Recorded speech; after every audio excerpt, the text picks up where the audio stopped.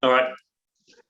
Okay, so just a quick introduction. This is Mike Lyons. He's coming in from Singapore. A little bit more tropical than we've got here at the moment, but can't be too much more. It's pretty warm and humid. But yeah, I'll let Mike do most of the talking, most of the introduction. But yeah, I've come to know Mike for a wee while now, just through the recovery systems equipment, which you guys know that I've been using for a long time. And yeah, I just want Mike to talk a little bit about some of the concepts around recovery protocol and some of the equipment that can be used, and also race preparation. There's some really fascinating stuff coming in. So I'll leave it to you, Mike. Fire away. Yeah, thanks so much. So g'day, Scotty. You feeling better? Oh, you're on mute there, mate. He'll be feeling better. He's always feeling better. Yeah, get in there. All right, you sound a bit croaky. No, I'm all right. Just allow me to share there, Rob, and I'll start firing up. Yeah.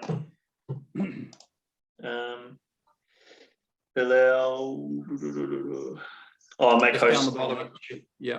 I'll make you a host. There you go. Okay. All right. That should be able to work. Okay. Share my screen and off we go. All right. So thanks so much, Rob and Scotty, for organising this. And hopefully we'll take you through a journey on recovery myths, methods, and marginal gains. First of all, a quick intro. Then we'll get into some tools, methods, frequency, and some case studies and questions. Actually, I'd prefer if everyone asks questions as we go, because you may forget it by the end, or it may be very topical to drill down on something that's important to you that you come up that comes up during that particular slide or that particular segment. Got 3 people in the waiting room there, Rob. Can you let them in? I can't get to them, unfortunately. Oh, okay. Yeah, let them in. Admit. So. Yeah, that's cool. Here they come. All right. Okay, we welcome Fiona and a couple of the others. Welcome from Queenstown. We're just kicking off with the agenda. I'll just quickly go over it again. So we're going to cover a quick intro of myself and what we do. We're going to cover tools, methods, and frequency of use, get into some case study, and then we'd ask to take questions as we go, so that we can drill down onto a topic that might be important to you. So a quick intro of myself. Been in endurance sports a long time. Actually, I was born in Invercargill. For those who are Southerners, don't hate me if you don't like Otago or Southern Stags.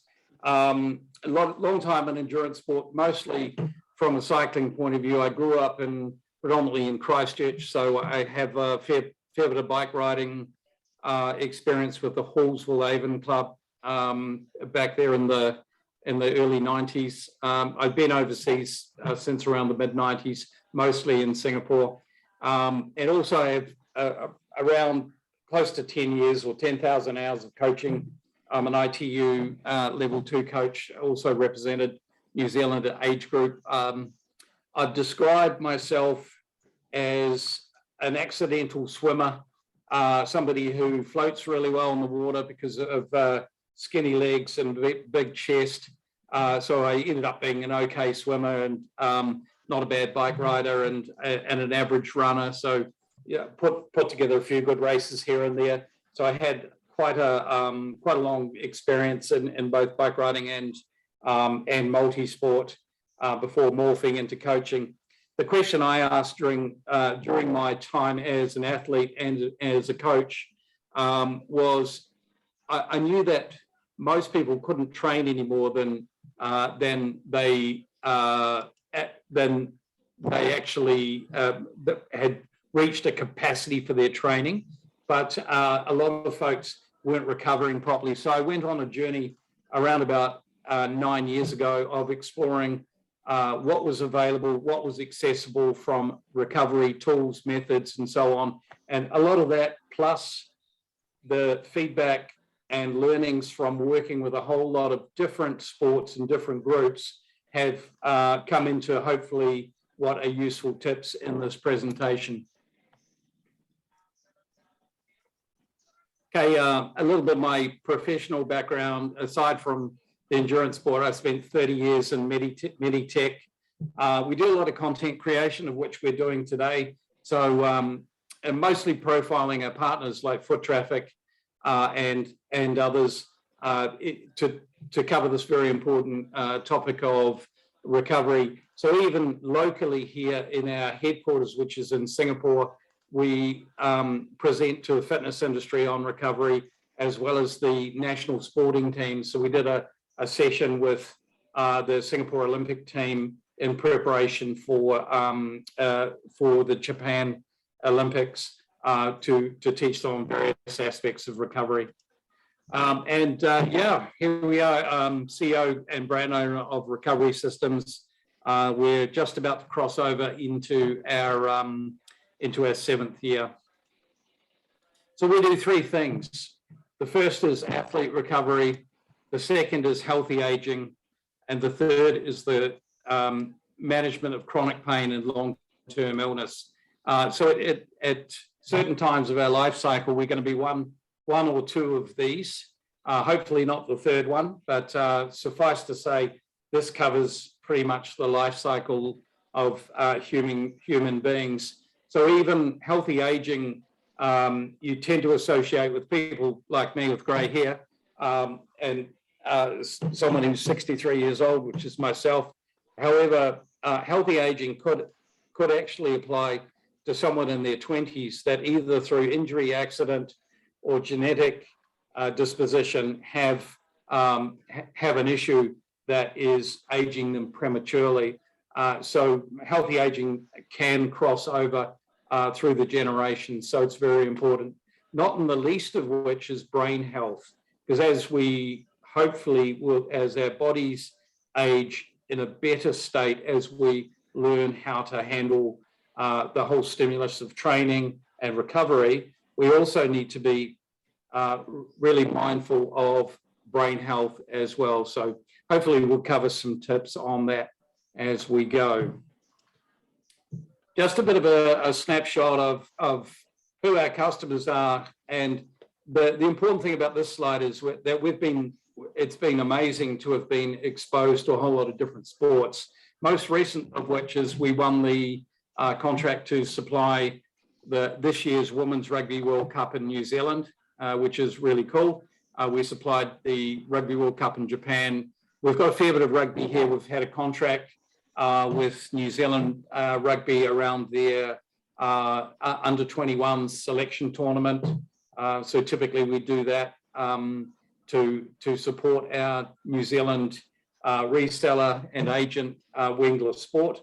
Typically that's been around November sort of time frame up in Auckland at the Trust Arena.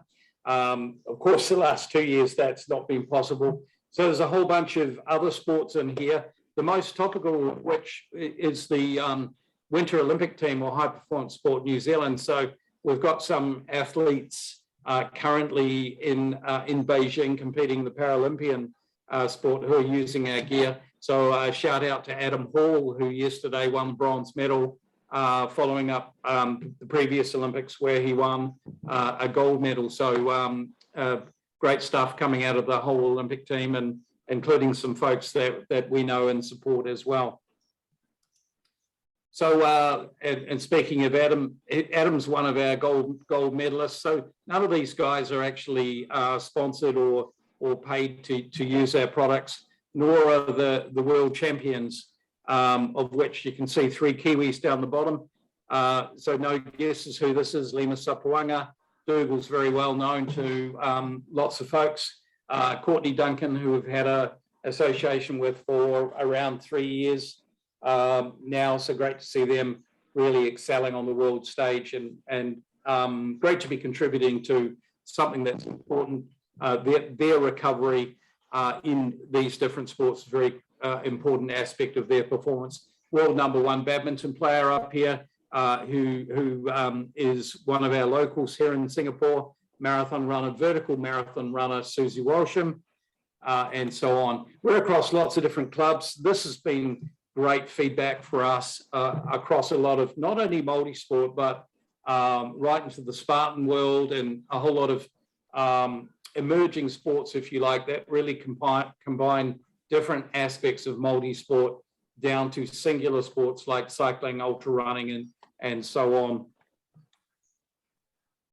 So we're also grateful to be across a whole lot and partnering a whole lot with practitioners, not only the physiotherapy, but podiatry, vascular, oncology, osteo, and brain health. So this is part of that aspect that I mentioned earlier, the management of long-term illness and chronic pain, including some of these conditions that we help to manage. Now, in this aspect, we're working closely with the practitioners that are doing the diagnosis. We're supplying the tools in order for them to manage the conditions. So it's really great to be connected to this group of the professional service providers in the medical world. So a lot of our talk today focuses on tools. I would say that the medical world, having a good physio, someone who understands biomechanics, someone who understands the foot upwards, are really highly important for us as athletes, because an ounce of prehab is worth a pound of rehab. So we want to fix things before they break, including the strength and conditioning work. So that's a big topic in itself. I won't be covering that today, but I want to give that a mention because that community is very valuable. Also, we're not going to cover the very important aspect of nutrition in recovery because it's a super big topic in itself. So don't think I'm ignoring it or dodging it. It's a very complex issue, mind you, but we want to focus on I just thought I'd mention that up front because it's very important. Nutrition and the timing of nutrition and getting the elements of the nutrition correct are very important for recovery as well, but a big topic in itself. All right, so exercise is medicine, and for all of us, even professional athletes who are doing this entirely for a living as their sole income, exercise is medicine. What turns medicine into poison is the dose. So I grew up in the Lydiard generation. I guess we all, as Kiwis, I think we're pretty much all New Zealanders or living in New Zealand on this call. We've all heard of Arthur Lydiard. I had the pleasure to meet him in 1973. And his formula, as I went into coaching, his formula became a very important basis of how I train people. There's 87-9-4. 87% of the training should be strength endurance based, 9% at threshold, 4% at VO2 max. So we always use that as a ruler for what we were prescribing to folks, and knowing that as athletes matured, we could obviously intensities were going to change, but that was always a very good formula. So what we always tried to do is keep people within the bounds of training stimulus that was sufficient to make change, but would also allow them to recover. So knowing that this is a series of 1%ers. So I think we've all seen people, and as coaches, I always try to manage the ones that never seem to think their training was enough and always used to overextend, overreach. And we always used to try and keep them in the bounds of what was healthy in order to stop them from breaking and help them to recover from the training stimulus and be patient with that series of 1%ers that we know as gains, because they're actually putting the whole nervous system under an undue load. If the stimulus is too much, then the body's producing too much cortisol, then you're going to have a bad reaction that will end in either sickness or injury or possibly both.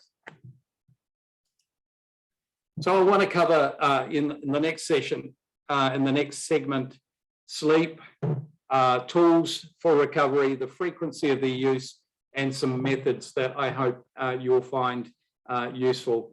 So first of all, the big topic of sleep. It is the #1 recovery modality. And we would say the alarm clock is possibly your frenemy. So waking prematurely to an alarm clock, because we all know we have to work and have to be ready for work or to travel to work at a certain time. Sometimes waking prematurely can be the enemy to gains, because just before you naturally sleep is a time which your HGH levels are at the highest, your human growth hormone. So this is your last shot of that goodness before you wake. And sometimes having consistently premature awakening can actually prevent you from getting that natural dose. So one tip that we've used and that we've applied is a rule of +4, +8, or +24. So sometimes it's better to sleep in, quite frankly. Push your training back 4 hours to lunchtime, or push it back to an evening session if you feel like you're really under the pump. Because fatigue from training is not the only stress in your life. We all have lives outside of sport, with work pressure, with relationship pressure, with COVID, and all the changes and pressure that has brought to us. So just be aware that an alarm clock can be your enemy. And doing an indoor session might be a good compensation for that long ride outdoors. So I know I'm probably preaching to the converted with Aucklanders. Last time I was in Auckland, I got stuck in so many traffic jams. So I can't imagine what it's like to try and ride there all the time. So you've got my sympathy. So sleep hygiene, having a room that's dark enough, or having some tips, or using some tools like an eye mask can be very good for that. Earplugs, if you can. So I've spoken to a lot of mums on this subject, and they've said to me, hang on a second, mum, I'm a mum, I sleep with one eye open and one ear open, and that would be the truth. But if the more you can darken a room and the more you can keep it quiet, the better. You possibly don't have the same sort of issues that we have here in the tropics. We have to sleep in aircon. You can get quite dry with aircon. It's not quite the same as sleeping in a natural environment, but just be aware that having the room cooler will also be advantageous towards sleep. I do know of some folks that have actually slept on cooling pads.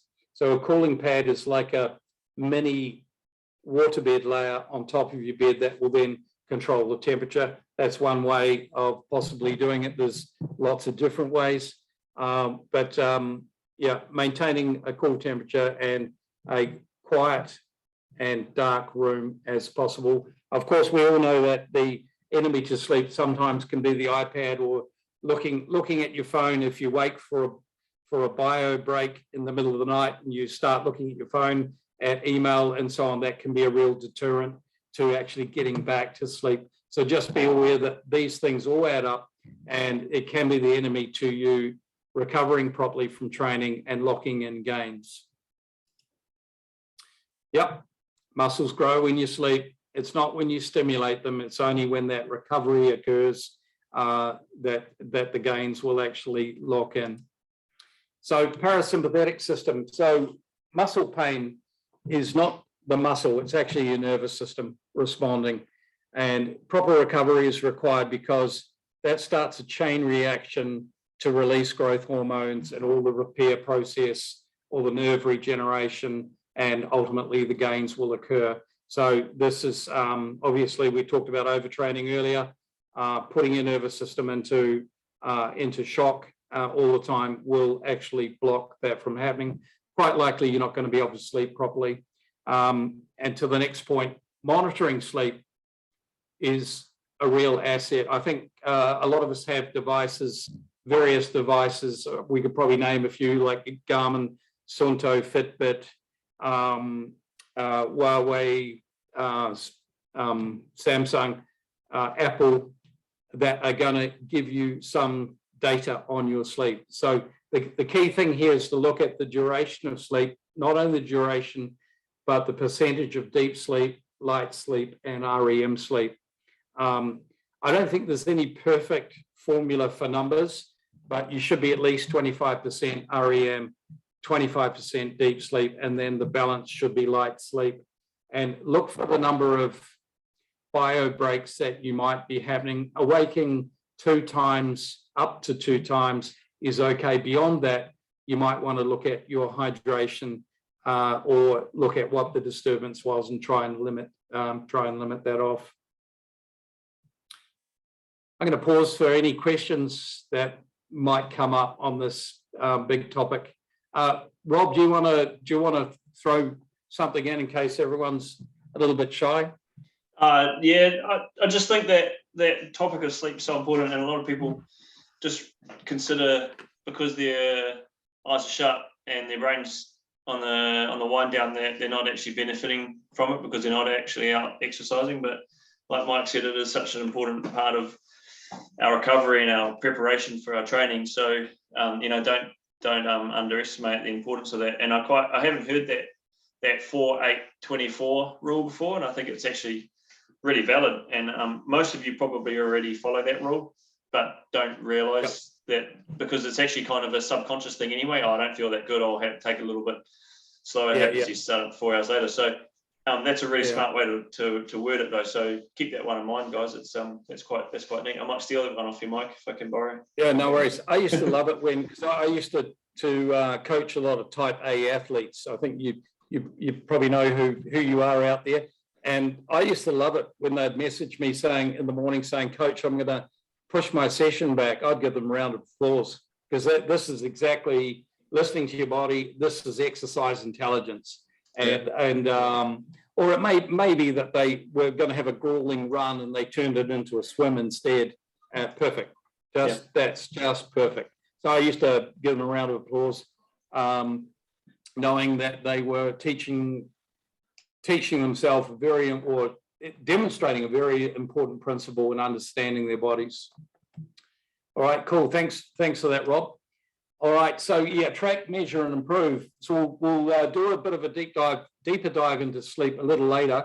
And there's a difference between an awakened state, resting, an awakened state in terms of brainwave patterns versus eyes closed and in a sleep state. There's a difference to what's going on in your brain state, and that translate into different healing properties towards the parasympathetic system. So we'll show you some bit of data on that a little later on.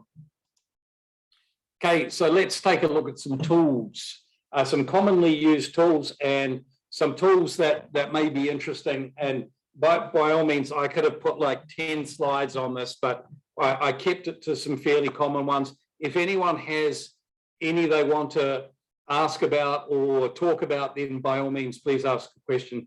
So foam rollers, I've got in brackets here a frequency for a foam roller or a ball.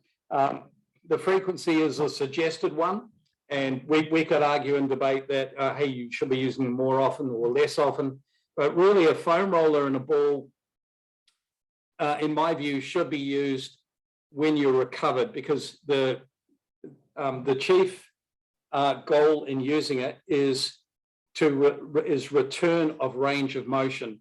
In other words, lengthening the muscle out, allowing the muscle to get back to as close to its original state as possible, so that your range of motion is restored. It's highly unlikely that you will get that benefit if your muscles are really fatigued and traumatized, because they just won't let go. So best to just let Damon Clark in. Hello, Damon. So just be aware, probably better done when you're recovered, and because your muscles are more likely to actually respond to the exercise. Okay, active recovery. So this should be a daily thing. This is walking to the bus. It's, you know, it's taking time out to do something, preferably that's not training, but preferably that's outside of your usual movement pattern. So for runners, pure runners, then getting in the swimming pool is a great idea because you're changing the movement patterns. I think there's a big benefit in this, and I've coached a lot of pure runners in the past, and getting them into the pool and even doing 20 minutes of swimming had a huge cardiovascular benefit too, because they were very inefficient swimmers, a lot of them. You know, they were what we call sinkers. I've just got a question. So I'll just pause for a moment on that. Will rolling too soon damage muscles? Hi, Shane, thanks for the question. Yes, quite likely. And look, listen to your body in that regard. If your muscles are traumatized, there are other things you could do that would be better than getting on the foam roller or the ball, or the next one that I'm going to talk about is the percussion gun. So best leave those to a time where your muscles will respond, because they're likely to get tighter. If you already have trauma and you get on some of these devices, you're likely to create more trauma and more tightness. So best to wait. There's a timing for this, and there's a frequency of use. So rather than that active recovery, and that could be, if you're a runner, it could be hopping on the bike, it could be an elliptical, it could be a swim. So yeah, choose your weapon. So that should be a daily thing. We should all be doing that. Oh, thanks, Shane. Thank you. Yeah, percussion guns, probably a lot. We're marketed to a lot on percussion guns. We've got a partnership with TerraGun in this part of the world. They resell our products because they're complementary. And I'm not an enemy of percussion guns. I have a percussion gun. I'll use it when I'm recovered. But really choose your time. So I've had people post that they're using them straight after a marathon on their legs. Goodness me, that's not a good idea. Your legs are already traumatized. Let your legs recover by different means rather than the percussion gun. Just like the foam rollers, they're doing the same job, but in a different way. Choose a time when your muscles are recovered. You're likely to get the results you want with far less damage. Okay, cupping. Cupping's an interesting one. Rob, just a quick comment. Is cupping very common in New Zealand? I've only seen it in a few cases, a few people. Okay, yeah, some of the ones that are coming up for you as a practitioner will be familiar with these. So what cupping does, it actually lifts the fascia. So the skin layers and the various layers underneath the skin are separated a little bit. It allows blood flow where there previously may have been blockages. It's been quite common in Asia. It's probably overused in Asia to be fair. And then come the Rio Olympics, Michael Phelps came out for a swim, a heat, and he had cupping marks all over his back, and everyone thought this must be some secret thing that he's doing. And so it became very popular amongst athletes in certain parts of the world. So it does have a role to play. It can remove blockages, particularly where you've got a lot of tightness, as can acupuncture, dry needling as well. And ask an acupuncturist, is dry needling the same? And you'll get a very definite no. The angle of the needle is different. They're both restorative from a point of view of the whole neural pathways, or blocking something, a signal that is causing muscle tightness. And Rob, have you done dry needling in the past? Yeah, it's unpleasant. I generally find other ways to recover myself, but it is pretty effective. Yeah. Okay. And look, Yeah, it's an occasional thing. Yeah, you're in a spot of bother if you're doing either cupping or dry needling, but they can be really beneficial and do really have their role to play as so having having a good practitioner of some of these things in your Rolodex and in your virtual team, along with those physio, podiatry, and so on, are going to be very important, as is the masseuse, the sports masseuse. So normally this is what I call the tap out masseuse, because you want to tap out because they're really doing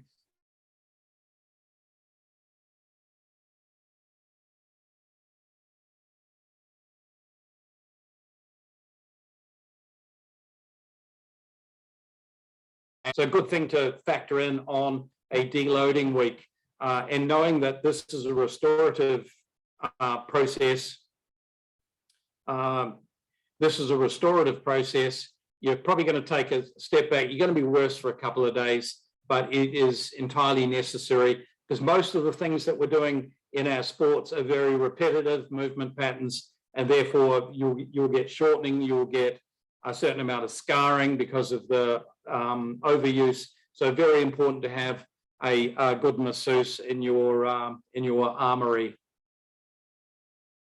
Any questions from anybody? In this set of 6, have I missed anything out that could be really popular in New Zealand? I just unmute yourself there, Rob. No, those are pretty much all we cover off. I mean, the active one's a big thing, really. It's I'm a big fan of active recovery, but only active recovery if your muscles aren't sore from, with late onset muscle soreness. But definitely all our athletes will be using massage on a fairly regular basis. Yeah, definitely. But does anyone remember who Chris Gemmell is? Yeah.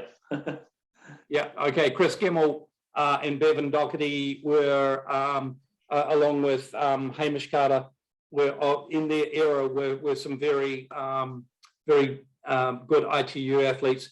Chris then went on to race in Ironman, as a lot of them do, and Chris came and raced here in Singapore about 10 years back now, and he came and swam in our pool. We've got a 50-meter pool where we were staying at the time. Very lucky. No excuse for not being a good swimmer. And I also did quite a few rides with him on the race course when the Singapore 70.3 was on.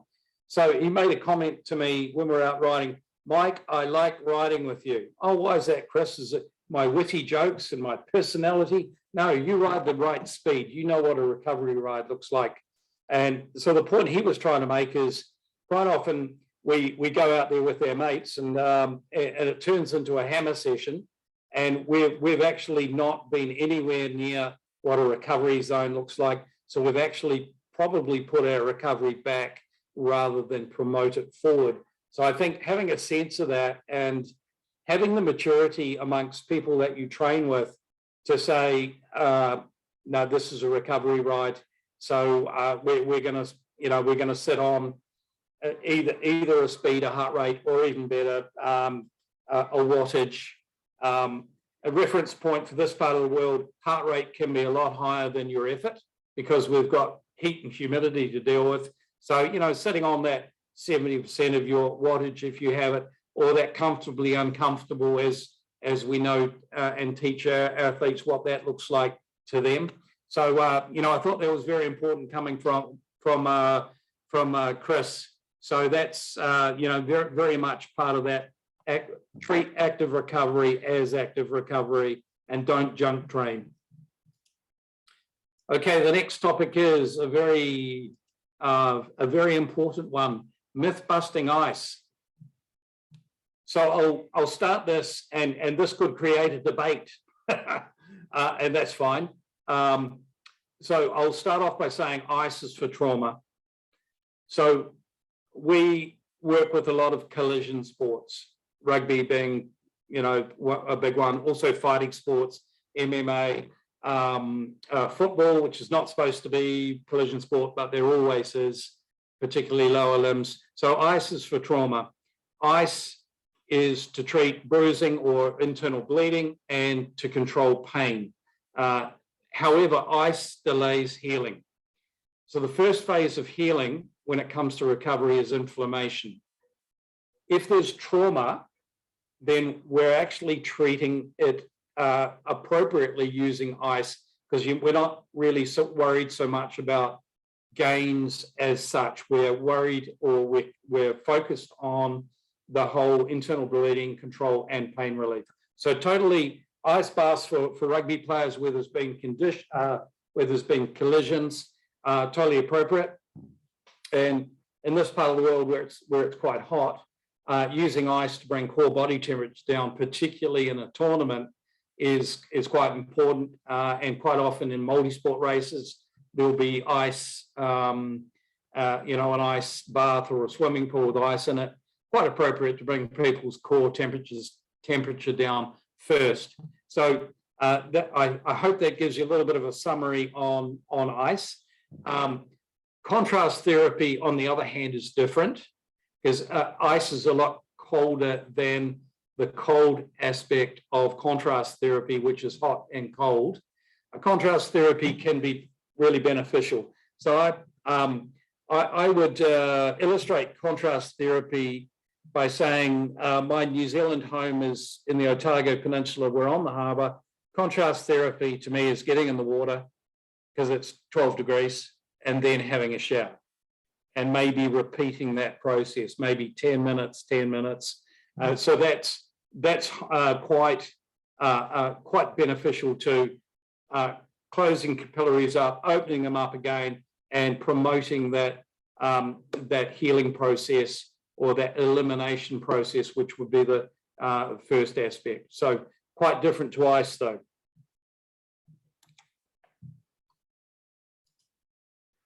All right, so I want to get into some things that we do that are tools that I think you might find interesting. So this hopefully won't become an advertisement, but I want to give you some science behind what we've done and why it's been popular. So the first thing I want to talk about is addressing whatever we've done, and our whole concept to bringing tools to market has been they must be convenient, because convenient breeds repeatability, and repeatability will create results. So example of that, rather than going, say, to a spa once a month where you might be doing sauna, red light therapy, Himalayan salt room, and so on, which may be really good, but it's not really going to move the needle because it's not frequent enough to.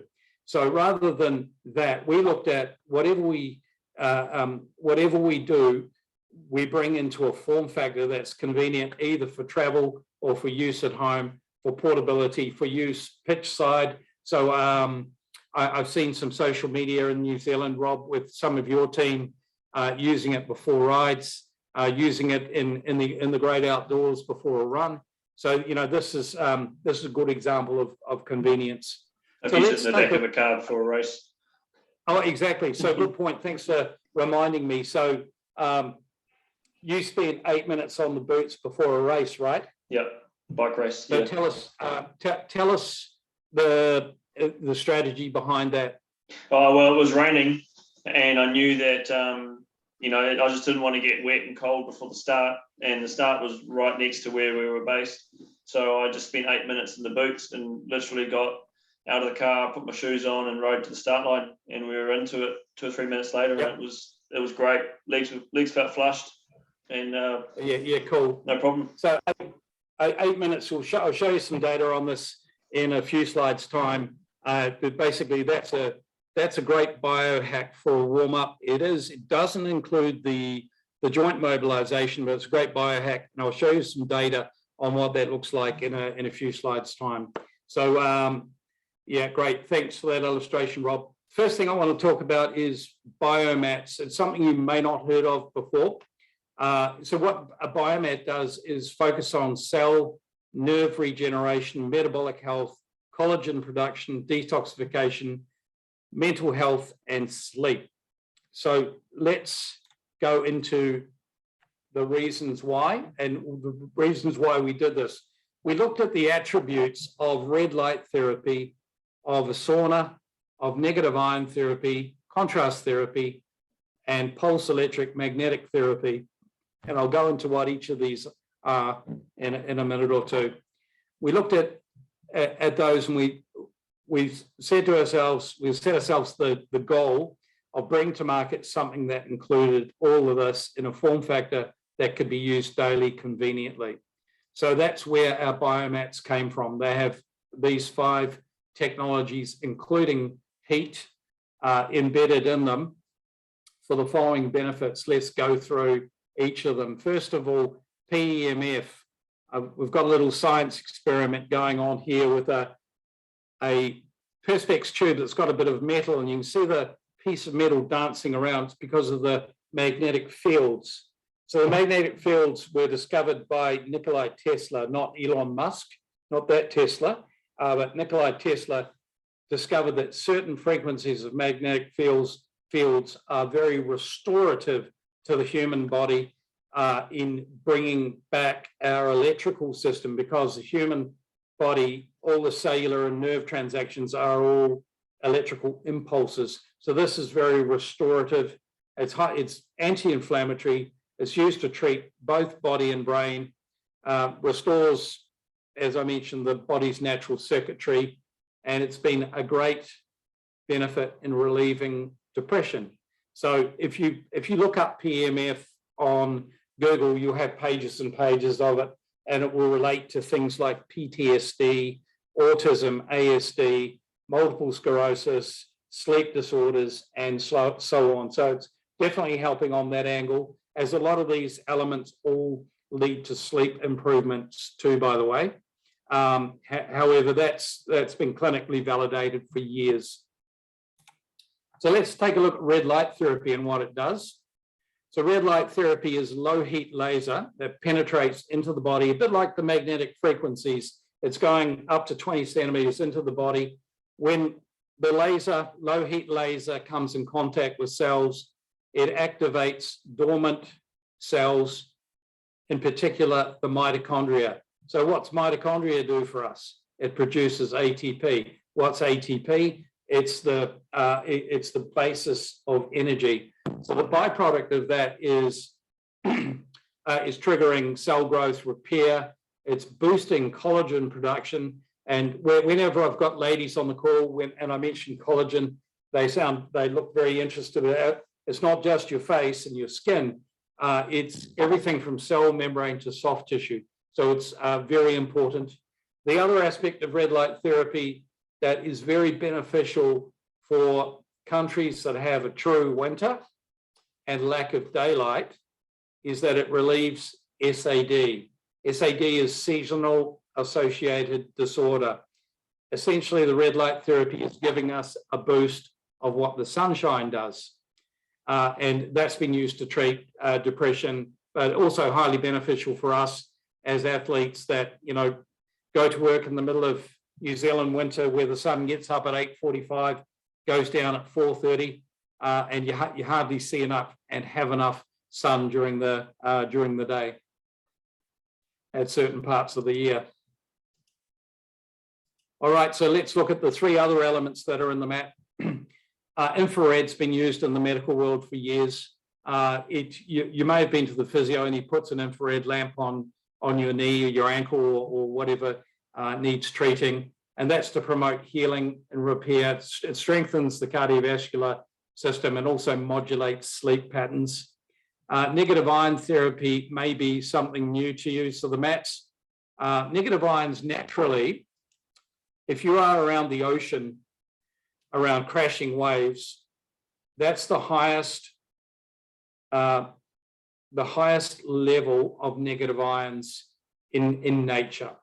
The mat's producing as much as that. So what negative ions do, they neutralize harmful bacteria and EMF. So EMF is what is produced from, say, split cycle air conditioning or a TV screen or a computer screen or things around us that are electronically generated. It assists with respiratory health, aids cognitive performance. It's beneficial for serotonin production, brain health, and sleep. Highly beneficial. The fifth element is heat.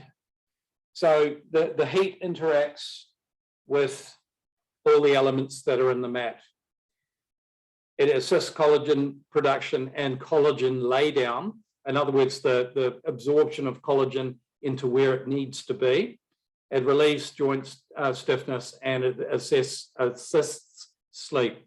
Our Biomat temperature range is from 30 to 70. Most people will sleep on it at body temperature, so around 36, 37. Or they may, after a training session, put it on 45 to 55 Celsius for around an hour or so. So highly beneficial for recovery, focusing on the cellular aspect of recovery. Any questions? Rob, you've used the Biomat. Yeah, I had to have the heat turned down because I was using it through summer. It was just getting too much. But Yep. I had it on the minimum. But I mean, I just noticed that even half an hour on it at the end of the night, it's pretty relaxing, and generally my sleep was always good. And I tracked my sleep numbers through my watch, and I was noticing that there was some improvement in sleep quality and sleep sleep duration. So yeah, it was interesting. It was fascinating. And that you mentioned that little cylinder tube. I remember when I first plugged it in, I didn't realize it was in the pack, and there was this buzzing and this rattling going on. I was thinking, what is that? It sounds like it's broken. And I didn't realize there was that little cylinder tube that was sitting in there, and that little piece of metal was vibrating away, which is crazy because the mat doesn't vibrate at all. So there was obviously something going on in it, and it's quite fascinating. Quite fascinating to see that. Question from Demo. Similar to using a sauna. Sorry, Demo, I only just saw the question. So I'm assuming you're referring to the Biomat. Yes, it is. You're getting similar benefits to the sauna. In fact, if you have it up around 70 with a rescue blanket over you, you're getting not only the benefits of the sauna, but the 5 technologies that are in the mat as well. So saunaing, as we all know, is really good for detoxification and a number of other benefits. So the Biomat is certainly simulating that. And the key point being that it has the convenience of being able to be used each day. So use patterns, some people sleep on it. I know lots of our customers sleep on it. They have it underneath the mattress liner. All those frequencies penetrate into your body through the fabric. We illustrated that with the little piece of metal. If I held that above the mat, it would still be bouncing around. Same with the red light therapy, the far infrared, and the negative ions. They're all penetrating into the body through a fabric. Some people prefer, I've got a Biomat behind me, just on the sofa. There's another one behind me on the chair in the background there. So we have different form factors. One that will fit on an office chair as well. So all of a sudden work from home means recover from home as well. So some people are spending the night on them. Some people are spending 1 to 2 hours a day. An RDA, required daily allowance, would be around 30 minutes. But of course, some of us are putting our body under a far more load than a normal person. And there may be other factors involved. It could be genetic, it could be stress related, and so on. So beyond 30 minutes, I think everyone will find their happy place. And to Rob's point, most of our reviews on the Biomat, the last 25 reviews on Google on the Biomat, have all mentioned the word sleep. And I know people that have had chronic sleep conditions or conditions like arthritis, PTSD, obviously athletes for recovery have all benefited from that. So sleep's the #1 recovery modality. If that was the only thing that it's doing, it's worth it. However, there's all the cellular benefits. The cellular benefits are a longer game. So our bodies didn't get to the position that they are today in 5 minutes, 5 days, 5 months. We got to this point after years, so it is a longer game from a detoxification point of view, and it's cell and nerve regeneration, collagen production, and there's that aspect of healthy aging, of which, not in the least of which, is the brain. So let's take a look at some science behind the Biomats. So here, our victim, lying down here, is wearing brain sensors, a basal monitor. He has an earlobe sensor, pulse oximetry, plus a sensor on the palm of his hand measuring sweat. So we're measuring all sorts of biometrics here with our scientists from MindLab. So this is an eyes closed test, but he's still conscious. He's not asleep on the Biomat. So the two key things we want to look at, this is a brain scan. This is from this device that he's wearing on his head. The two key areas I want you to focus on are the alpha state. So the pink here is a before, the after is about 4 times, and this is after 20 to 30 minutes. He's actually on our medium-sized Biomat, so not our full-size one, just as a point. But there's a big increase in the alpha brainwave state. So what is that all about? So this is a relaxed, wakeful state that it's generating. There's the alpha brainwave state is the gateway to sleep. So when your brain goes into the state, it really puts you in a place where you're ready to sleep. So obviously in that regard, it's better for brain health. And then of course, all the cellular benefits are going on the mat as well while you sleep. The mat has a timer on it with the heat. So you can go 1 hour, 4 hours, 8 hours, or 12 hours. So it has a timer. So that's the Biomats. I wonder if there's any questions. So Biomats addressing cellular health. I'll click on while we're keeping an eye on any questions that might be coming in. So secondly, we want to look at Michael, compression boots. Oh yeah, go ahead, please. There's a quick question. Hey, the Biomat, so obviously there's different size. Like, does your body part needs to be on it for it to work? Like, let's say, your brain's got to, your head's got to lie on it for it to work, or is it? Yeah, good question. Your head doesn't have to be on it because it's systemically treating everything that's going on. You saw the results from the previous scan. Let me just go back. Yeah. So his head's not on the Biomat. Yeah. So he's getting the benefits, the alpha brainwave state benefit, without it being on. So this mat, the medium-sized mat, covers from shoulders to the hamstring, which is basically the posterior chain. The larger mat would go right down to the feet, from the shoulders right down to the feet. The difference in length is this one is 1 meter, the longer one is 1.5 meters. Rob, I think you had the longer one, if memory serves. No, I had the medium one. Medium, okay. Well, I don't know. Am I tall or short? I'm not sure actually. Maybe I did have the longer one. Okay, so there's obviously a greater surface area of the elements that are in the mat with the longer one. There's also twice the number of photons. So photon being the red light therapy. You've probably seen in New Zealand that you can go to clinics for red light therapy, which is a good idea. However, we've distilled that as one of the technologies that's embedded in the mat, so that you can get that daily and get the benefit from it daily. So thanks for that question. Oh, thanks for that. Okay, so intermittent compression or compression boots.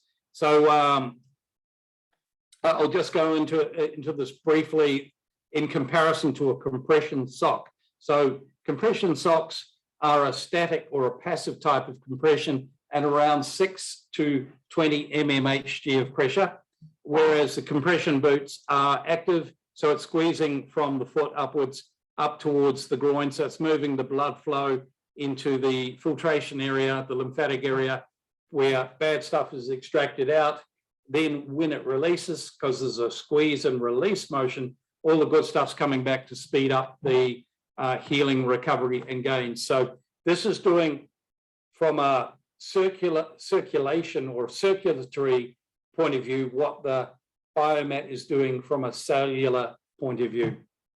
So let's take a look at the 5 reasons that compression boots could be a very helpful tool. First one, Rob's mentioned earlier, he did the 8-minute warm-up.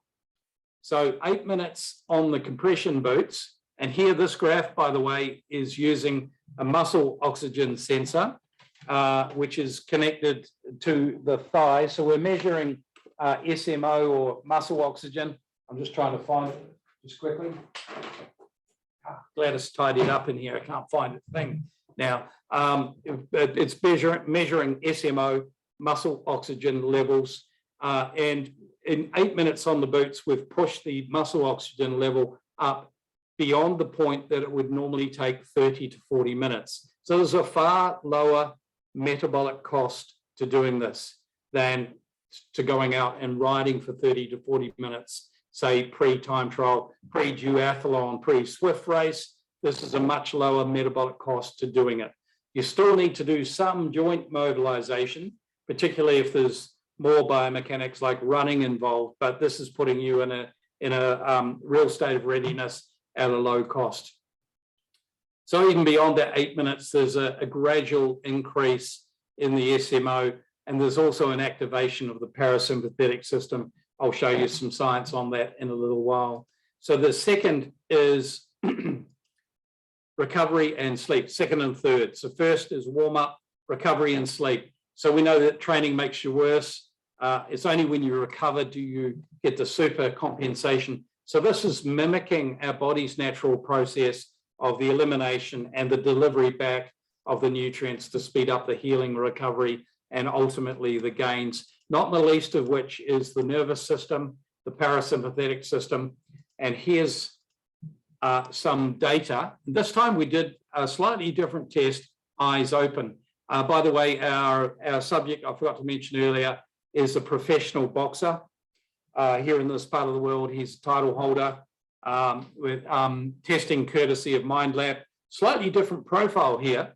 And I asked our scientist, Santiago Brown, to distill this down into 4 points.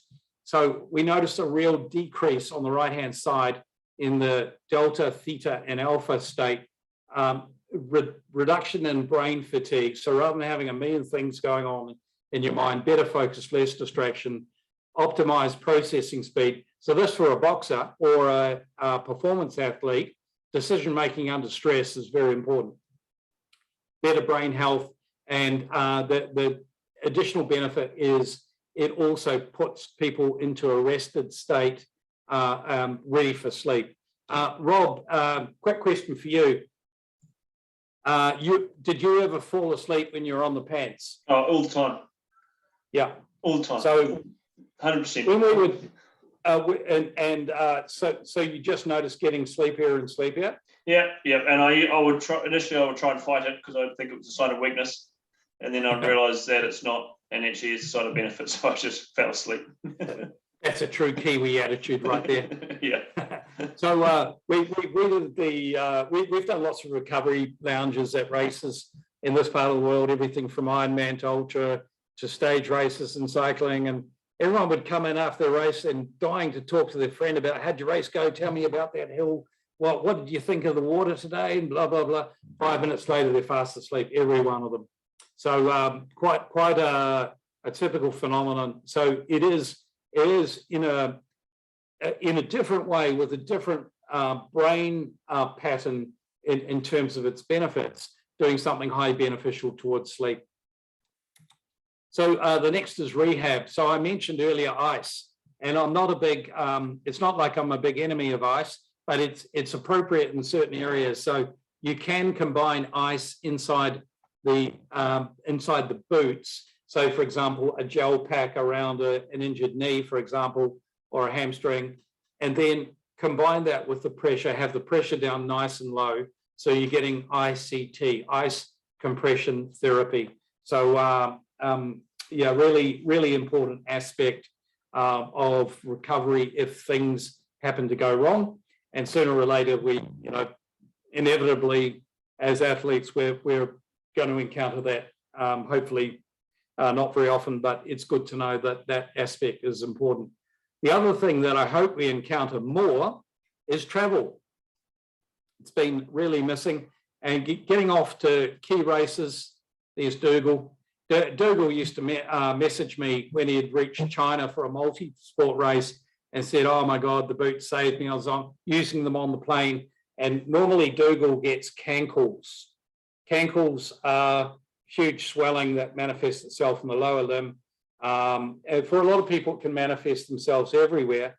The reason why it will happen on a plane is that the cabin pressure, the SPO inside the cabin is at 94, 95%, whereas normal SPO for us as healthy athletes would be 98, 99. So the result of that is your body's starting to produce edema. And so therefore, you've spent 9 months or 12 months getting ready for Kona, Fiona Gallagher in Queenstown, or all the folks that are doing Cairns, or anyone else that's doing Kona. You spend all this time preparing for that race, only to have it undone in the last few days by your air travel because you've arrived in a pretty poor state. When we did some advisory work with the Singapore Olympic team, they said to us, how do we get the most out of the boots? The first thing we said to them was, aside from the day-to-day recovery, and, don't treat this as like I'm getting ready for a race in 2 weeks, I'll start using the boots now. You've wasted all the marginal gains along the way, because training and recovery are a daily dose. Even that recovery day is a daily dose of recovery, still locking in gains. So don't think this is right at the peak, just before your competition. You've actually wasted that whole journey of marginal gains along the way. So not paying attention to this on the plane will actually could be detrimental to something that's going to be a really good day for you. Now, comparison with compression socks. I'll quote one of the head vascular surgeon at one of the hospitals here that we work with. So his quote is, compression socks, you're not going to get any worse, but you're not going to get much better either. They won't actually work if you're sitting because they're one directional. You need the pumping action of movement in order to create that flow. And remember, it's only a small amount, maybe 6 to 20 mmHg, versus the boots that might be 120 at half pressure through to 240 at full pressure. So our guidance to the Olympic athletes was every hour to an hour and a half, use the boots for 15 to 20 minutes. And they arrived in Tokyo in much better shape, much better readiness, much better rested state with all the stress of travel in COVID times and so on. So there's a great tip around travel. Just checking for questions. All right, so this stuff is in New Zealand. So Rob's been a big believer in our pants, by the way. So pants are a longer version of the boots. We also have the ability to put 2 people on one machine. Actually, I'll quickly whiz back. I had a slide earlier on that. And we've got different form factors. A couple of our models, both of them are customers, so we didn't choose them just because of good looks. Darren runs his own fitness business and his own gym. He's a big believer in our stuff, both the boots and the Biomats. You'll see him in our images. The same with Sijaya, is internationally ranked stand-up paddleboarder. And so they're both on the Duo system, so 2 people sharing the same machine. It's been dubbed the new date night by a bunch of our athletes. Demo's winning the race for the most questions. Thank you, this is a good one. Can the battery system be used on plane? Yes, absolutely. And in fact, the control unit, which is this little thing here, you need to carry it in your carry-on luggage because it has a battery. The battery's 5,000 milliamps. So it's probably the same as a lot of handphone batteries these days. And that's enough to provide around 4 hours of use. You can also plug it in. A lot of long haul flights have plugs underneath the seat. You can plug it in if the battery's getting low. So don't check it in. You need to carry it on. But yep, highly beneficial. Next relevant question. Can I use this in economy class? Yes, I have, because I'm an economy class traveler. Oh yeah, okay. So Damo's just asked that question. Yeah, you can use it in economy class quite comfortably. I'm the same height as Rob. I think you're about 180, Rob? Yeah, we'll go with that. Yep. All right, okay, size 56 frame. Yep. Size 56 frame, bike frame. Yeah, so all good, can be used on a flight. In fact, those of you that are going to Cairns, don't think of this as a last minute thing. Yes, it will be beneficial for your travel, but don't think of it as a last minute. Think of this as a long-term thing. So yes, we've got Biomats and boots in New Zealand. So couple of reference points here. Recovery Systems New Zealand grant is our New Zealand agent. Rob and Scotty, who thanks to them both for setting up the call today, are both good contact points that can coordinate a demo. In fact, I'm all going well. If I pass my PCR test on Sunday, I'll be flying on Monday, first time in 2 years, back home to the Otago Peninsula, and I'll be southern based from the 22nd of March to the 30th of April. If you want to reach out to me, the best way is Recovery Systems Instagram. So say, for example, Fiona Gallagher in Queenstown, if you're wanting to catch up and have a look at what we've got, we'll have our gear with us and want to meet up for a chat. We're planning a trip to Wanaka. Queenstown's not very far away. I think we can manage something there. And so it would be great to meet you. Any of your stories, by the way, that you share with us or that you send to us, we will share on our posts as well. We love hearing athlete stories. Yay, that's awesome, Fiona. Thank you. Look forward to getting your message. We've got lots of resources. So a lot of the stuff I've talked to as we come to the end of the presentation, you can scan here or go to our website. We've got lots of blog posts that are a deeper dive on some of the topics that we touched on today. And look, we're continuously adding to that because we've got the benefit of having lots of different athletes contribute ideas and use cases. Here's a couple recently that I really that I hadn't thought of. We work with fighting sports, and during a weight cut in fighting sports, it can be a really brutal procedure where they're dropping huge amounts of weight through sauntering and so on. It's very harsh on the body. In combination of that, they're using the boots to help the extraction process of that excess fluid. So they're getting to their weight cut with less trauma on the body. So there's one.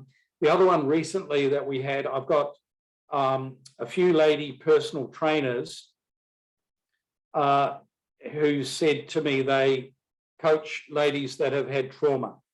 And you can imagine what sort of trauma that might be. And they don't like anyone touching them, so they don't like to go for a massage. They said the boots have been a wonderful form of recovery for them because they can self-administer, they can put them on themselves and enjoy the recovery. So yeah, we're always learning things from our athletes, practitioners, and so on. So we're constantly updating that. So yeah, follow us on our Instagram, Recovery Systems. Grant's Instagram for New Zealand is Recovery Systems NZ. You feel very free to tag us both if you'd like, and we'd love to share your stories with our community as well. So big thanks to Rob and Scotty for setting this up today. And thanks for everyone for joining. I wonder if before we sign off, if there's any final questions.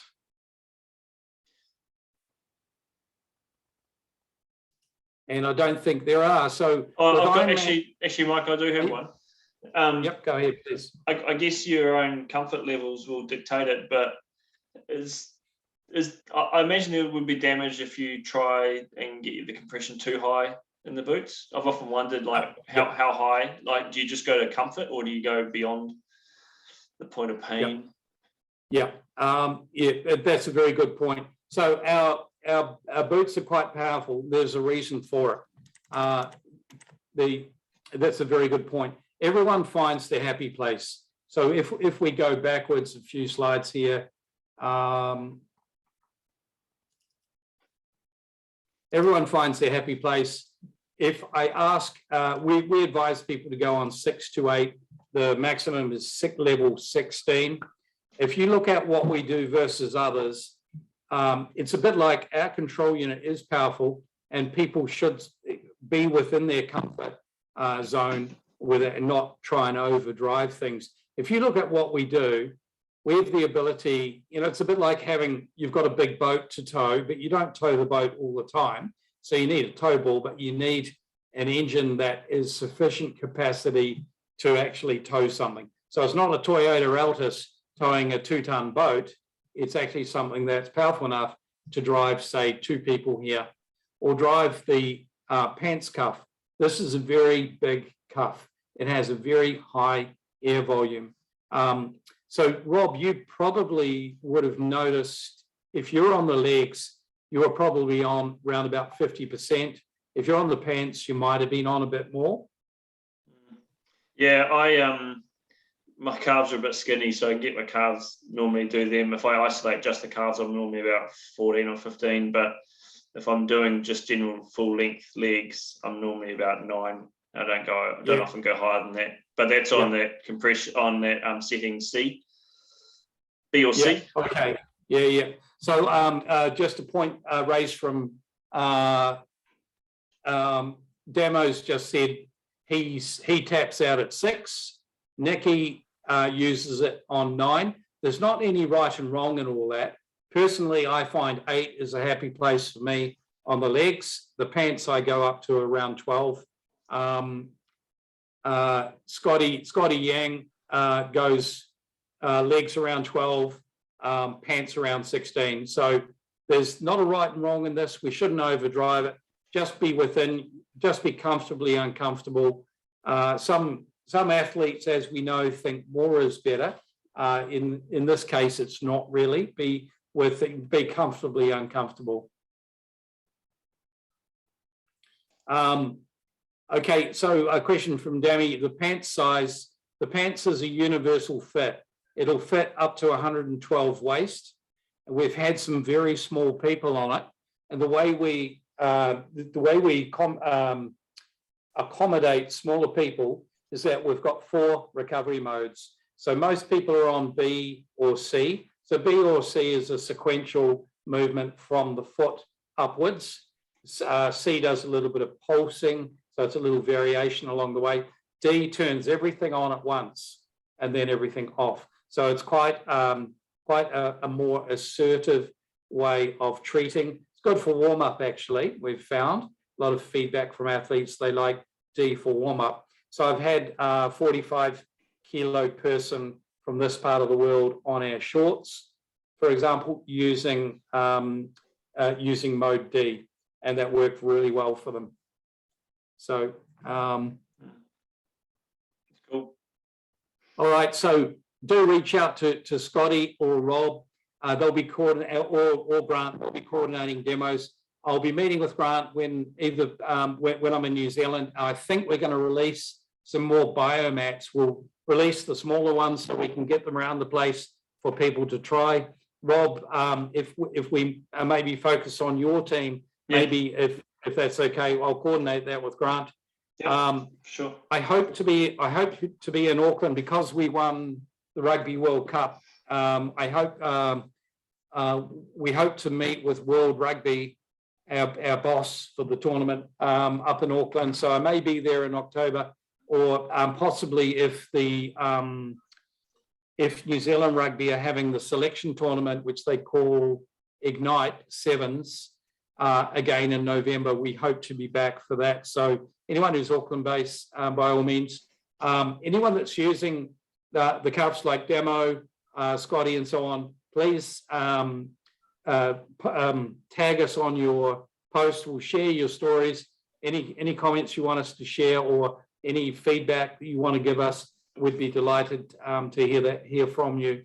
And as I say, we'll release some biomats into the Auckland area. Anyone that's southern based or is going to find themselves down south, we're based, our New Zealand homes on the Otago Peninsula. So anyone that's south, we will be coming in through Christchurch, coming out through Christchurch. So anyone who's southern based that wants to connect with us, we'll do our best to do so, and look forward to meeting with you. Cool. Mike, it's been awesome actually. Listen, you're a wealth of information. I think everybody would be a lot more wiser now having listened to you talk about this stuff. So really appreciate you coming on board. And like Mike says, we've got access to all this product. So demo it, ask away, ask how we use it, just make the most of it. It's really a secret that a lot of people don't make the most of when it comes to recovery, but it's one thing that we have accessible and available to us. So get into it and use it. But if there's any last questions before we sign off, let me know. I will send this recording out to the group so everybody can re-watch it if they want. And please give us some feedback if you've got any suggestions going forward. But cheers. Thanks. Many thanks, everyone. Thanks, Mike. There's one more question. Thanks. Yeah, thanks, Fiona. Thanks, Fiona. Yes. All righty. Okay, all right. Thanks, everyone, and look forward to catching up. Cheers all. I'll stop this recording now so Cheers. you can all. Great. Thank you very much. You can all swear now.